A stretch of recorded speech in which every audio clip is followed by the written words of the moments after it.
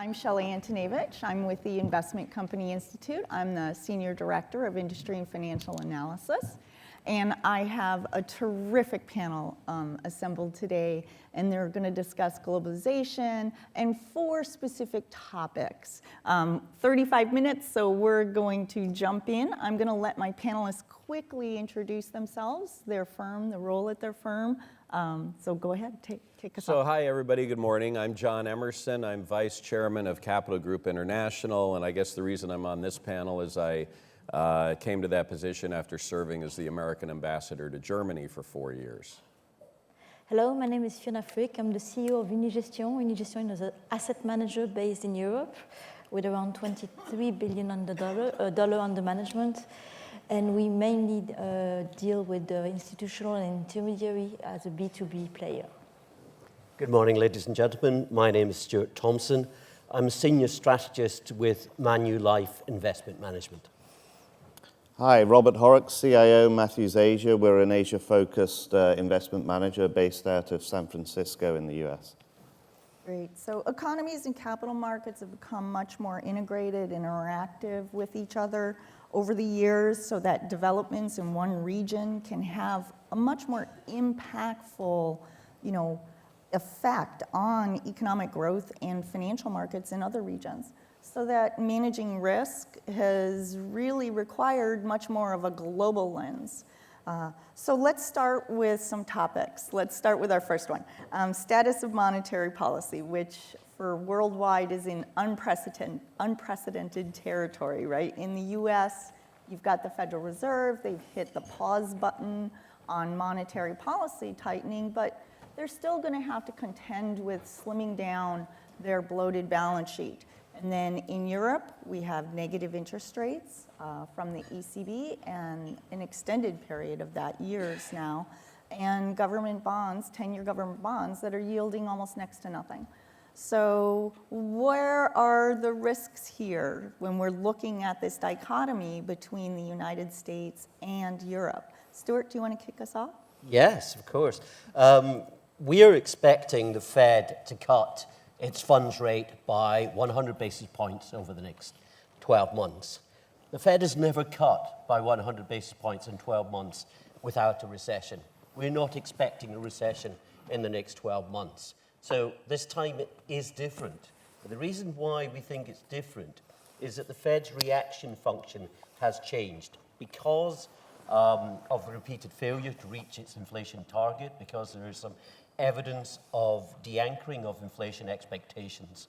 The Fed is undergoing a regime change. It's speeding up its reaction function. It doesn't need recession to cut aggressively. It needs to support not just domestic confidence, which is being strangled by trade tensions, but it needs to focus on globalisation around the world. It needs to focus on what's happening in the rest of the world. And I think the biggest challenge for monetary policy globally is the fact that the natural rate of interest in key economies and regions is negative.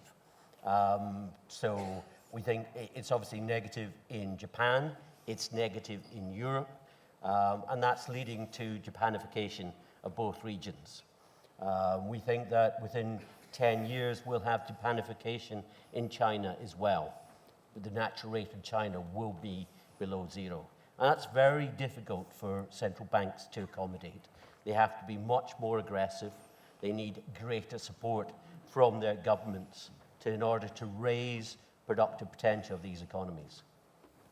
Fiona, you'd like to add to that, I'm sure. Yeah, I think it's a dangerous game. I understand that the Fed wants to bring down the rates, but it's interesting to see, as you said, that it's in a period where there is still growth.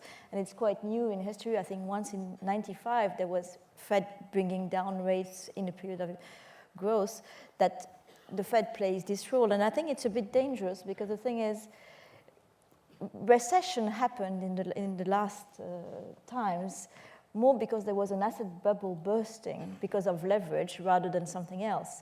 So by making the cycle even longer and adding more leverage perhaps in the market, we have the risk that at one point this will happen. And it's interesting to see that since the Fed did its announcement a few days ago, the market hasn't reacted on the upside, which means the news was already in. And the market has been addicted to it, and now the addiction works less well. Robert, would you like to add to the monetary policy discussion? Yeah, I think, listen, monetary policy has been an absolute disaster in much of the world for the last 10 years. I mean, the fact that you have negative interest rates just shows you that money has been way too tight. Interest rates should not be negative. I slightly disagree with the natural rate of interest. I mean, particularly in China. If you look at China, you have a workforce that is still educating itself, still getting smarter. You have more innovative capital stock being put in place, and I think you'll get positive rates of return and therefore a positive rate of interest. But the reason we have negative rates, and we're sitting in a country here, Denmark, where practically every single yield across the whole curve is negative at this point. That's just a condemnation of awful policy from the European Central Bank, awful policy from the Federal Reserve. The one central bank in the whole world that has shown some kind of grasp of the situation is the Japanese central bank. And who would have thought that? That we're sitting here saying the most responsible central bank in the world is the Bank of Japan. They're the only bank that seems to have grasped the fact that you need to create some kind of positive inflation rate, no matter how small, and to be as aggressive as you need to be to keep it going. So, John, I'd like to pick up on something Stuart said about the Fed being more reactive, that their reaction function has changed. So is the Fed less independent, more independent now, considering the political pressure that the White House is putting on it? Well, I mean, that's a very good question. I'm at the end of a 3-week trip through Europe and Asia where I've been meeting with investors and financial institutions, and I get that question in every single meeting I'm in because of the president's obvious, quite visible browbeating of the Fed. I will tell you, from my 4.5 years in the Clinton White House and in the period of time I was ambassador for Obama, if any of us said anything that could have been interpreted as jawboning the Fed, it would have been an immediate firing offense. And I can also tell you that presidents and their speechwriters and spokespeople are generally vigilant to not even pretend or hint that they're moving in that direction. So we're in a little bit of a different world, and of course it begs the question when you see Powell say, okay, well maybe we are going to hit the pause button after the president's been railing about interest rates, is the Fed still independent? And I would say the answer to that is absolutely yes. The independence of the Fed, the importance, and central banks in general, the importance of that to the integrity of the global financial system is something that these folks take very, very seriously. The problem is, if the Fed does something and the president has asked them to do it, it certainly begs that question. But I've been trying to reassure people that yes, in fact, these guys are trying to just call it as they see it and are truly doing everything they can to maintain their independence from the political process. And no, Donald Trump cannot demote, the chairman of the Fed, as he suggested in a tweet recently. I actually worked at the Fed as a senior economist for 13 years during the Greenspan era. Would you agree with that? I would so agree with that, yes. No, I mean, decisions were made based on incoming data, the interpretation of the data, and then upside risks and downside risks to the forecast. I would say in the Don's defense, he's got a lot of things wrong, but monetary policy he's probably got about right. I would say that the one big issue with monetary policy in the world has been it's been handled so conservatively in a period where it needed to be not conservative, that actually the policy reins are going to move into the realm of fiscal policy now. And so the central banks, for all their desire to be independent and maintain this kind of conservative and prudent outlook, they needed to be irresponsible. They weren't irresponsible enough. And now it's going to be government spending that's going to be used as the policy mechanism. Well, and the job of the central bankers become harder now because of globalization, because of the integration and the impacts from, the economies being so intertwined globally. That I think it is a tougher job, particularly when you have one region that perhaps has started the growth trajectory before another region. I think this was one of the biggest danger we have, is that beginning of 2018, growth was synchronized by region between emerging markets, US and Europe. And now you see that there is desynchronized growth, which is decelerating also across region. And it's true that perhaps the Fed is doing something to counteract the negative effect that trade wars could have by bringing potentially down the interest rate at one point where US consumers will be hit by trade wars. Well, and that's perfect segue, Fiona, right into our next topic, which is the escalating protectionism that we've seen in the past few years that have brought this fear of trade wars to the forefront of investors' minds. So are we already seeing the negative impacts of trade wars, Robert? Oh, the impact. Well, first let me just say that I don't think there is a trade war. No. Because trade is not a war, right? Trade is like I sell you something, you buy it off me, and everybody's happy. The impact you're seeing from the tariffs in the US is quite simple. You've seen a decrease in the trade deficit between the US and China, which has been entirely offset by an increase in the trade deficit between the US and the rest of Asia, plus Mexico. So what's happening? Chinese companies are putting on an extra shift in the factories they own in places like Vietnam and Mexico, and they're selling out of there, and the extra inefficiencies and costs are being paid for by the US consumer, and that's it. And in the medium to long term, what does this mean? More investment in Vietnam, more investment in Southeast Asia, more investment in the infrastructure across Central Europe, the trade routes through Southeast Asia. And you'll get round any kind of ongoing tensions between the US and China. But this is the sort of last desperate throes of a dying empire in one part of the world and a rising empire in the other part of the world. And so when I say there isn't really a trade war, what we have is one nation at the moment, that is China, moving into the vacuum of global leadership, at least in an economic sense, building out the infrastructure across the world that's going to bring hundreds of millions of people into the global marketplace and playing that role that the US used to play. It's quite astounding to me. I've been investing in Asia for 20 odd years, and for the first 20 of those years, the US was the grown-up in the room. And Asia was the eager child sort of sat at the grown-up's knee trying to learn things. And the last 2 years, it's just flipped like that. Fiona? I still will call it a trade war, and I think what is happening with the UA is it looks very much as a trade war. There is a certain aggressivity between countries and sort of conservatism about the idea that one has to produce locally that will have an impact on how countries trade goods and will have an impact on the economy at the end of the day. And I would say it's a new kind of war, and there was Cold War in the 80s, and now there is trade wars, and the damage can be as big.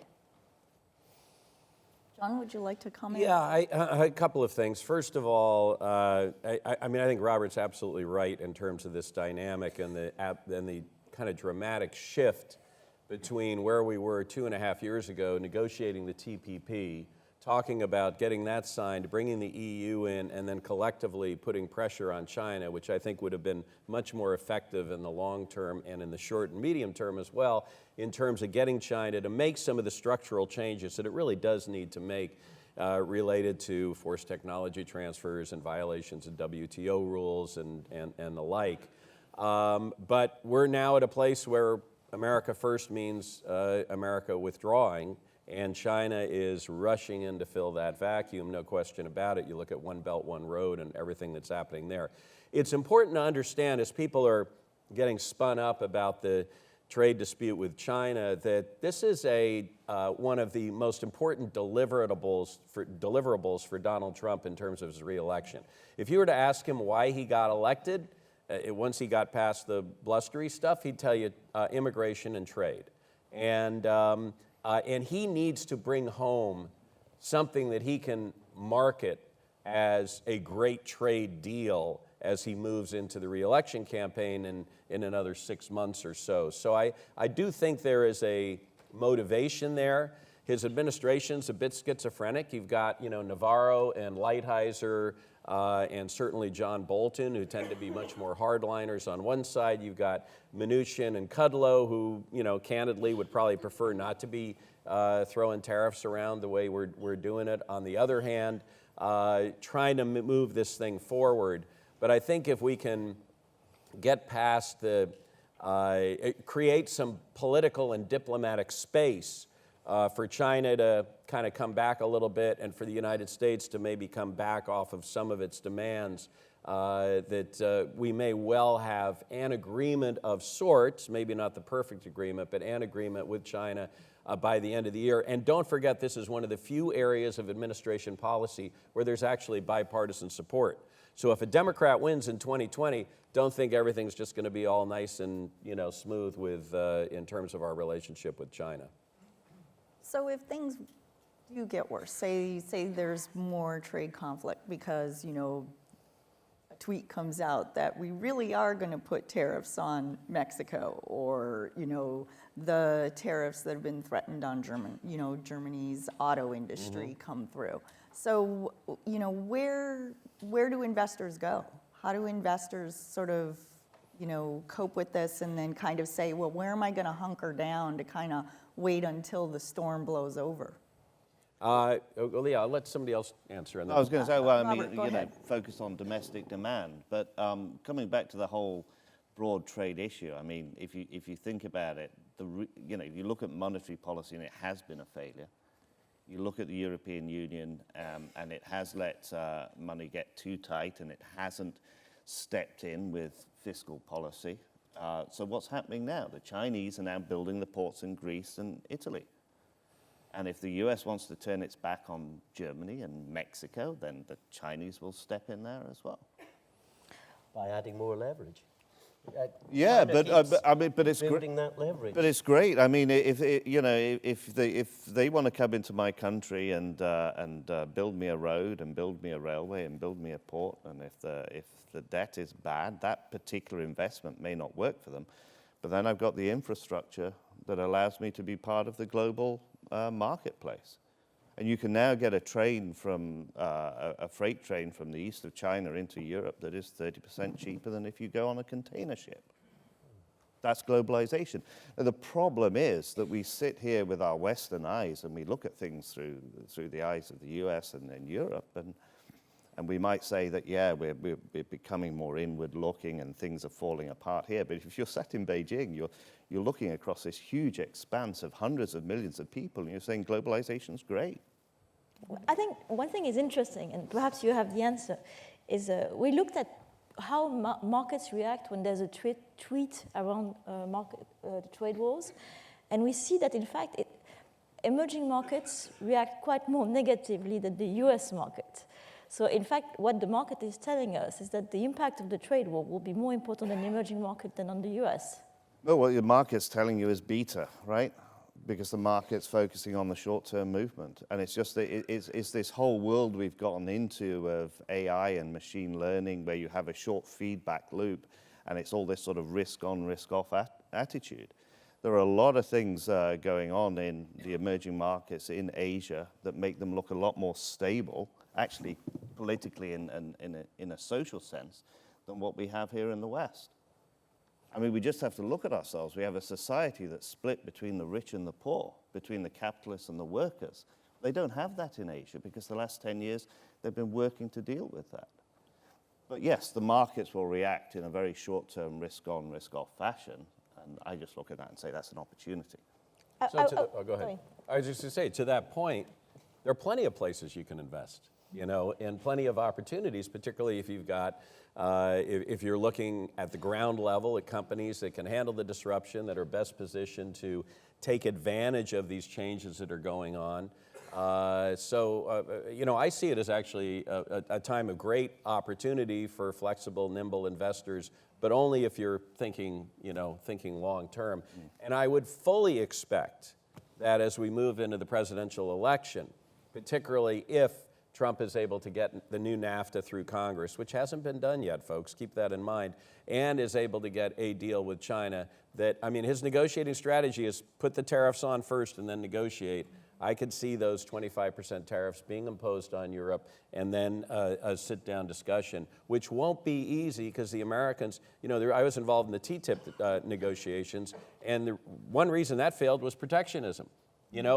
Europe did not want to talk to the Americans about agriculture, and the Americans did not want to talk to Europe about procurement, government procurement, with the Buy America First programs that we have. So that's not going to be an easy negotiation. So it maybe is a good time to start thinking about some of these opportunities, but I'd look at it opportunistically, not in a sort of, oh my gosh, what do we do? The sky is falling. Yeah, exactly. What I would say is that we are still in a growth environment, and even if it has been going down, we are still growing at potential in the US and in Europe, and therefore we will still be invested in equity, private equity, corporate bonds, etc., because there is growth and there's going to be more accommodative monetary policy. So at least for the next 6 months, we would be recommending growth assets. I want to follow up on something Robert said about risk on, risk off. So definitely we've seen a lot more volatility pick up in the stock market, particularly over the past 18 months. So so is that just a new normal now for investors? Should they look forward and just say, I just have to accept that there's more volatility? I'm actually gonna ask Stuart to comment on this.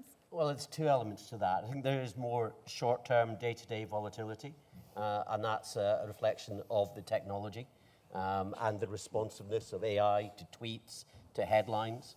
But there's another element to that, and that is that liquidity is no longer human, it's machine, and so the liquidity can be turned off and it can be turned on.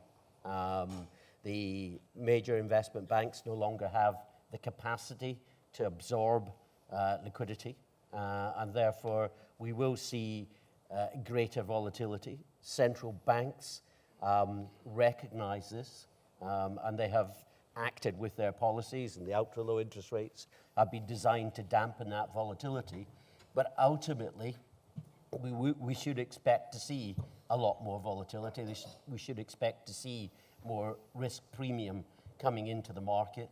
The longer the recovery goes on, I have a great deal of sympathy for the idea that the central banks, by continually cutting interest rates, keep extending the recovery, and ultimately by extending that recovery, they allow the build-up in leverage to make the ultimate downturn worse. There was a great line from one of the Bank of England NBC members when he was asked about Brexit, and did he feel that by acting so promptly they had lessened the damage of the referendum result and therefore emboldened the Brexiteers to be as stupid as they are. And he said, yes, I do feel guilty about that, but we're a central bank. Our job is to support growth. We could do no otherwise. And the Fed, when it cuts rates, will be doing exactly the same. Well, I mean, I do think it's interesting. When we talk about markets these days, it's about volatility, it's about liquidity, it's about what the Fed is doing on the interest rate cycle. It's about AI and machine learning that has feedback loops of a few months. And the real value in the markets, therefore, is going to go further and further into the long term. So if volatility picks up, if the focus stays on the very short-term cycles, then you are going to get an excess return from patience. And if you approach the market saying that, you know what, I'm going to compound slowly over time, and I'll buy those steady Eddie companies that are going to do well through thick and thin, and I'll hang on to them, you'll get an excess return. And it's going to cost you. But what it will cost you is that emotional fortitude to stick with things whilst the headlines are going all over the place. But I just, as I see everybody focusing more and more on the short term, I want to be out here on the long-term time horizon. I quite like the idea of having a return factor on patience, Yeah, You had the value factor, and now you have the patience factor. well, no, it's there, and it's like you're the owner of the casino, right? You sit there, and the guys roll in, they make a lot of money, or they lose a lot of money, and you take your commission off the blackjack table. But you do that just by owning the stocks that everybody is ignoring. You know, those moderate sort of yielding companies that are growing 8, 9, 10%. Who cares? Because you're not going to double your money in 12 months owning these things. But because everybody's time horizon is shortened so much, you'll get that return. Or everybody's risk tolerance is Well, yeah. diminished. Yeah. And they're trying to go to, as you said, the steady eddies. But I don't think they are. I think the way that people think these days is I want to own the market when it's going up, and then I want to be out. It's all about tactical asset allocation, how to be nimble, and how to own the high-flying companies and then retreat when things look bad. But if you stick with it and you own the companies that people give only a cursory glance to, I think you'll do well. The problem is some of these companies are already quite expensive. And if you look at the performance year to date, for example, of Procter & Gamble, I think it's one of the most expensive stock, which has had the highest performance. So the idea that you buy these conservative stocks and you hold them because they're quite stable, it's interesting to see that investors have done that. And these stocks, which are supposed to protect on the downside, are already quite expensive and highly valued compared to even an index. That might be the case in Europe. It's not the case in Asia. Okay, I'll look at it. Completely different mindset. So let's switch gears a little bit and talk about a global issue that affects all markets, all economies, all countries. So a lot's been, said about in the press about climate change. You can't pick up a newspaper without hearing about how the weather has changed. In fact, I'm flying to Frankfurt this afternoon, and at one point when I looked at the weather forecast, it was going to be 100 degrees there when I land. So, for all of your firms, how do you, when you assess companies and you look at companies in terms of your investment process, how do you consider climate change or the impacts from climate change on those companies? And are you integrating those ESG type factors into your investment process? I'll just go down the line here. So John, go ahead. Yeah, I would say absolutely. And by the way, for those of us who live in Southern California, 100 degrees without humidity isn't that bad. Without air conditioning, though, it's really bad. But in any event, look, at Capital, we are long-term investors with 450 analysts and portfolio managers around the world who are looking at companies, company by company, bottom up. And one of the things we look at is not just the governance part of ESG, but in particular sustainability. And if the business of the company is such that there are likely to be climate change impacts, they better be thinking about it and they better be taking steps to deal with it. Beyond that, they need to, whatever region they're in or what have you, they need to be taking the impact of climate change into account as just in terms of the long-term sustainability of that particular company. So we don't look at it in the sense of, oh, you're bad if you aren't talking about climate change. We may say, this is not a good investment if you're not taking this very real, despite what some in the administration say, very real dynamic that is coming upon us, if you're not taking it into account in terms of how you're managing your business. I think climate risk goes beyond the belief that investing in ESG is good or bad. Climate risk is one of the most systematic shifts that our society is facing because it's touching all of us. And therefore, it will be interesting to see that in a few years, some things that we were doing today will be considered intolerable by individual, by regulation. And therefore, it's interesting to see that any company, any country, any individual has to transform itself and be competitive in that space and transform their business model, either to produce foods better, either to produce a good better, either to consume better. So I think as an investor, you have to integrate mainly climate risk, but also other ESG risk in your portfolio to understand how does the company is disrupting itself to be able to produce or to consume differently in the 5 to 10 years going forward. So it's a business risk, and it's not just a climate risk. It's a climate risk that goes into a business risk that transferred then into an investment risk. Exactly. Well, I'm rates and currency guy, so for me, the focus is on how much this is going to cost governments, and in terms of, how much they have to spend. For example, take Germany. Europe needs increased fiscal expenditure. Germany has this debt break. They need to find a way around. Obviously, investing in climate change would be a great excuse for them to increase spending. Now, Germany is not willing to increase spending when the world is paying them 30 basis points for 10 years, to borrow money for 10 years. So what does it take? Does it take 50 basis points or 100 basis points for the federal government to say, we're going to spend 100 billion euros on green investment?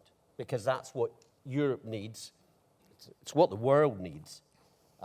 It has to be engineered by the ECB in order to force the German government to increase expenditure.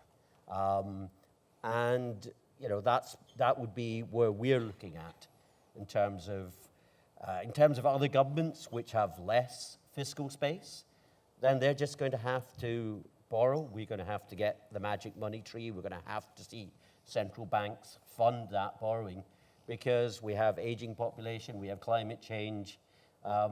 These are expensive issues, which, as we've found out with increased nationalism, is that there are no votes in debt reduction.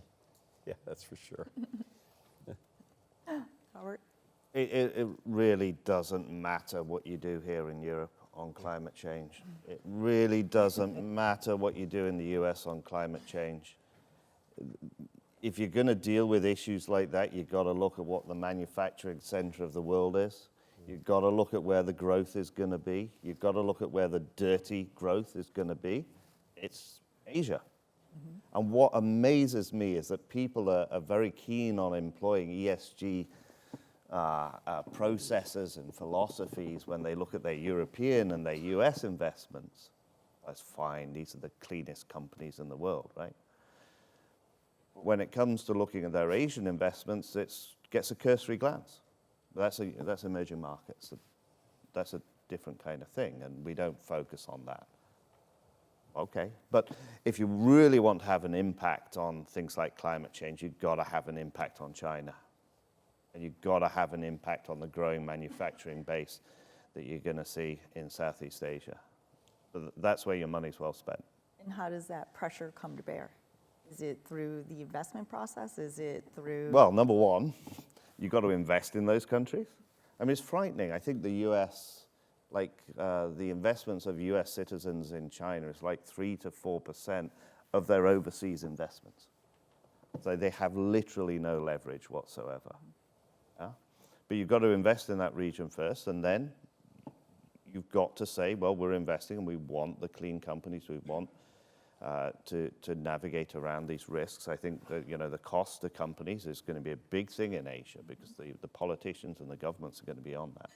And you've got to invest in the companies that make profits out of making, the environment cleaner, about making social change. But it's got to start by investing in the first place, right? Well, China actually agreed to a much lower level of carbon emission goals than most people expected in the negotiation between Xi and Obama leading into COP21. And so I guess my question is that playing out in terms of decision? Are they cleaning up their coal-fired plants? Are they trying to deal with... Oh, they certainly are. I mean, but it's a function of Chinese getting wealthier, right? In the past, I didn't care about the dirty environment as long as I got enough calories to survive. Now I've got the calories. Right? Now I want a nicer kind of environment. So it's coming because of a push from the region's own citizens. But if we want to have an impact on that, and if we want to sort of aid that development and encourage it, then you've got to invest. Right? You can't just sit here and hope you can do it by diktat or by global treaty. Well, we are at our time, and so please join me in thanking our panelists for their discussion this morning.